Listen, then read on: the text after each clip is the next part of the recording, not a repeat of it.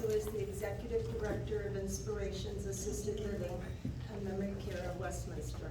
Talk into the Can't hear you. microphone. Talk We into can't the hear you. mic. I'm sorry. I have the pleasure of introducing Christina Green, who is the Executive Director of Inspirations Memory Care of Westminster, where our club started Operation Joy. And I talked to Tony today, and once again, he's still saying it brings more joy to the Lions than it does to the residents. And that's very true. We all feel that way. She recently was promoted to Executive Director, Regional Marketing for the 4 facilities the company owns. And with her tonight is her Assistant Director, Lisa Sullivan, who will soon be the Director of Inspirations Westminster. Christina began working with seniors as her first job when she was a teenager, and she's never stopped. According to the owners of Inspirations, she just told it, with 30 years of experience in operations and marketing in the industry, Christina is an invaluable asset to our team. Christina's passion for memory care shines through in every conversation. Christina's view of her work, working at Inspirations, allows me to bring joy, purpose, and laughter to residents, families, coworkers, and networking colleagues. I am grateful to have a career that makes a difference for caregivers and those living with Alzheimer's and dementia. As Christina transitions to her new position, she asked for help to identify Lions clubs near the 3 other facilities to hopefully have them conduct similar programs for the residents in those 3 facilities. So I think that's a great message for the people in our club that are participating at Inspirations right now. So I'd like to introduce Christina and Lisa.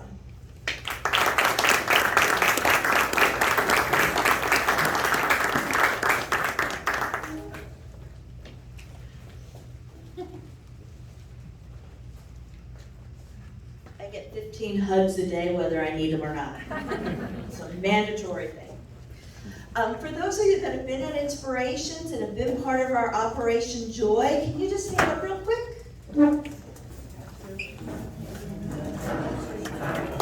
don't have to stand, you can wait. So when I heard that it was Operation Joy, how fitting is that? Because Inspirations' purpose is, again, purpose, joy, and laughter, like Sheila said. It started with 2 owners, Casey Troyer and Ben Slabaum, and they went across the United States looking for the best practices in memory care, and they didn't find much.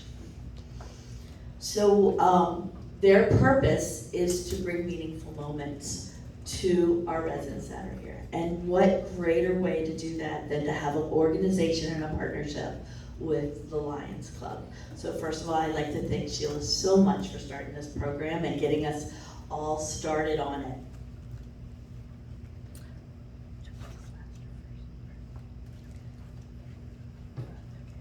So in honor of Sheila, we are giving her a bag, and a couple of the things it says is, if I get dementia, don't feel guilty if you cannot care for me 24 hours a day. 7 days a week. It's not your fault and you've done your best. Find someone who can help you choose a great new place for me to live. And I think that's what Sheila did for her mother. And every one of you should not feel guilty for having to bring someone into a memory care. You just gotta find the right one. If I get dementia, I don't wanna be treated like a child. Talk to me like the adult that I am. And if I get dementia, no, I still like receiving hugs or handshakes. So there's a few other things on here that lets us know that if we get dementia, there's a way that we want to bring purpose and joy into our lives. So this brag is for you, Sheila.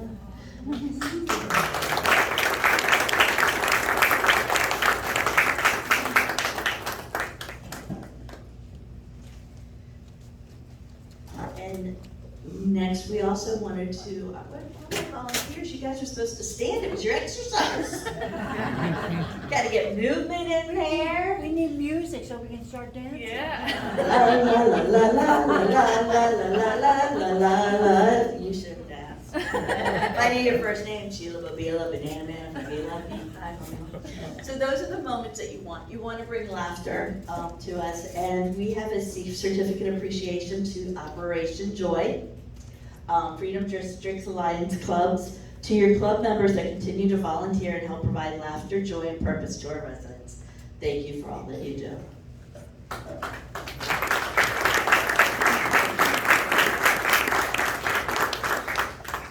So I told you a little bit about Casey and Ben and how they decided that they were going to, this was their first house, the farm. I call it the farmhouse now because I have 4 other communities.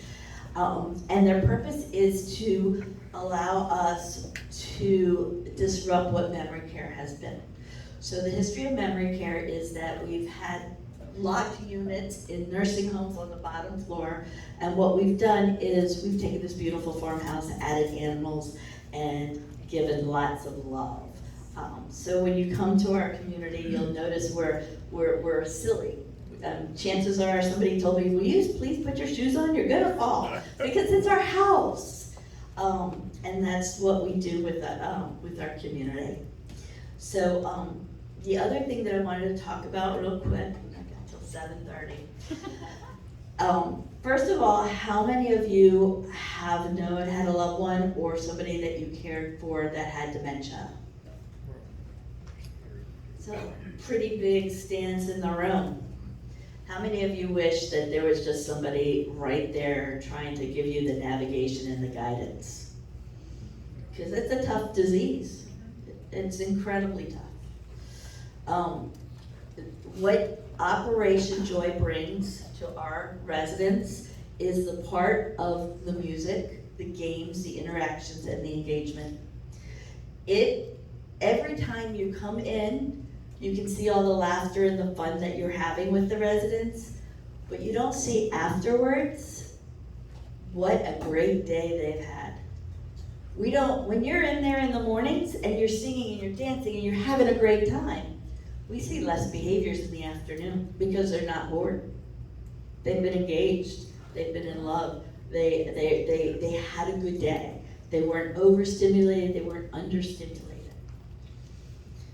Part of that is all the love and joy that you all are bringing. So thank you so much for that. What I wanted to talk to you today is sometimes when you come and visit, some of you have expressed, I wish I just could communicate a little bit better, or I don't understand what this person is trying to say. So I just wanted to give you a few tips. Is that okay? Yeah. Is that okay? So when you're coming into our communities and talking to our residents, sometimes they'll say, I'm a nurse and I need to go and I need to go get to the doctors, and what do? We just embrace their reality. It's okay. You are a nurse. You grew up as a nurse. Tell me about it. And to have them talk further about it and embrace their reality. Another thing is some of our residents will maybe sometimes get a little agitated because there's too much music. That's okay too. We just bring them to a little bit slower place and a little bit less stimulation, just a little. If it's too loud, then they might be in our other room, but they're still enjoying the music. When you're talking to our residents, there's one question I don't ever want you guys to say: do you remember me? They don't remember you. They're not going to remember you were here last Monday. But what I tell everybody, they're on a timeline. They will always remember that you were somebody that they absolutely loved and cared about. Am I boring you guys? So that's tip number 2. Always remember you are somebody special when you're in our building, and that our residents really look forward to seeing you. The next thing that I always say, and we always say don't argue, or do I talk fast, do I talk slow? If you talk too slow, by the time you finish your sentence, they're not going to remember what you asked them to do in the beginning. It's just not going to happen. It's kind of like when you walk into the kitchen and you're like, okay, now why am I here? Right? So one of the things I say is, if you say, come on into the living room and let's listen to some music, we're going to have karaoke. The only thing they hear in that is karaoke. the last word. So you want to say, very simple sentence like, come with me. Then they'll say, well, where are we going? Well, we're going to listen to some music. Okay, what kind of music are we going to listen to? I don't know, what kind of music do you like? Very simple questions. The other key with working with our residents is the 90-second rule. When you say something to them, wait 90 seconds for them to process it. And that's a long time. You guys can give me time and I can say, Lisa, how are you?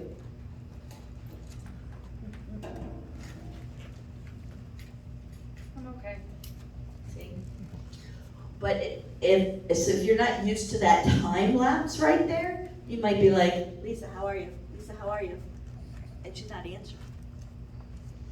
So that's just another tip to do when you're with us. Just give them time to respond. Because you're always like, oh, they don't hear me. Let me repeat it louder. How are you? The other thing that you always want to remember is your facial. So you guys know, like when you're with a baby, and you can tell that baby, oh, you're the ugliest thing I've ever seen. And you've got that big smile and you're laughing, right? That baby's gonna what? Laugh, right? Because they don't know that you're telling them they're ugly. But if you're saying, you are the ugliest thing I've ever seen, the baby's gonna cry. So when you're interacting with our residents, remember what your facial expressions are. You know, they mirror what you do. And that's why we love having you in, because you're so happy. You're coming in here, you've got great gratitude in your heart, you're ready to serve, you're blessed, and you're sharing that. And when you come in and you're happy and you're just giggling and you're just getting the hugs and saying hello, they feel that. It's just kind of like that mirror. That mirror. Sometimes our residents have bad days. How many of you are happy every day, every hour of the day? All right! I think sometimes we go into our communities and we're like, gosh, it's so depressing here. Nobody's happy. They might be having a bad day. They might not have slept well last night. They might be a little bit hungry. So it's all up to us as the, what I call dementia whisperers, to figure out what's making this person a little grumpy today. What happened on the night shift? What happened overnight? Did they eat enough? Can I get you something to drink? When all else fails and you don't know what to say, can I get you a drink?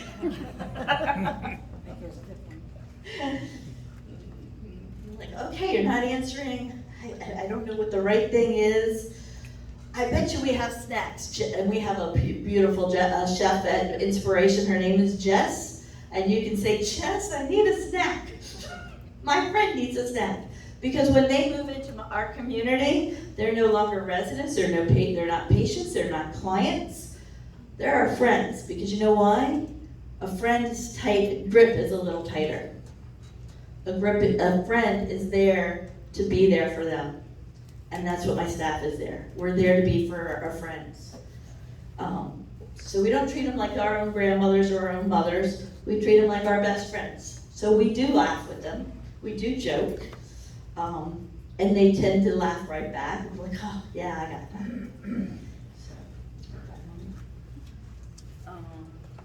Anything on this? We don't, I don't think any of you guys are going to come in with Operation Joy and argue with my residents. But saying no to our residents is a sure way for you to get a very bad resident. My residents do not like to be told no. Not at all. Just say yes and. Improv works all the time. So not saying no, not arguing. If a resident, if you just don't know what they're trying to say to you, the best thing is a nice rub on the shoulder or a hug. That always works.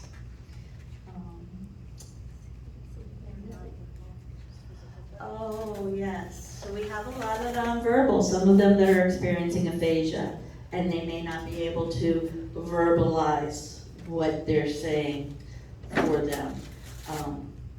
Physical touch always works with them. Sometimes with the Music with Operation Joy, one of the programs that we're working on is for our later stage dementia residents.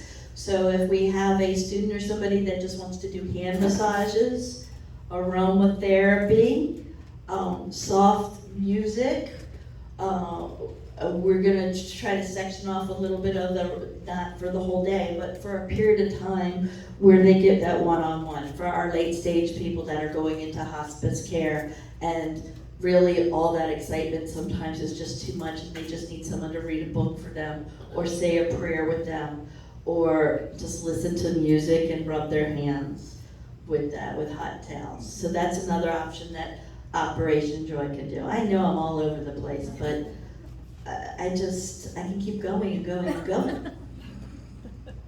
Because I love what I do. Does anybody have any questions? Yeah, anybody have questions? I see a nurse back there. Yeah. I'm not a nurse. Oh, but- pharmacist, okay. Yeah. No Well, the only question. thing I can say is that, as Tony has said before, we get more out of it than we probably give, or they receive, because we see them, if we dance with them, we're just holding their hand, and we go away joyful. So that's how we came up probably with Operation Joy. I love Operation Joy. Yes. And part of the other thing is that you can do theme days, like if you do a Frank Sinatra karaoke and then do stories of Frank Sinatra and do pictures of Frank Sinatra. Ways to look at their eyes can see so that they can hear. Stories of, I was doing that today and all the residents, I walked into our Bayside community into the memory care and they were all sleeping and the caregivers were like, we're trying to do exercise, but everybody's sleeping, they don't want to do it. And I said, okay, put on some Frank Sinatra.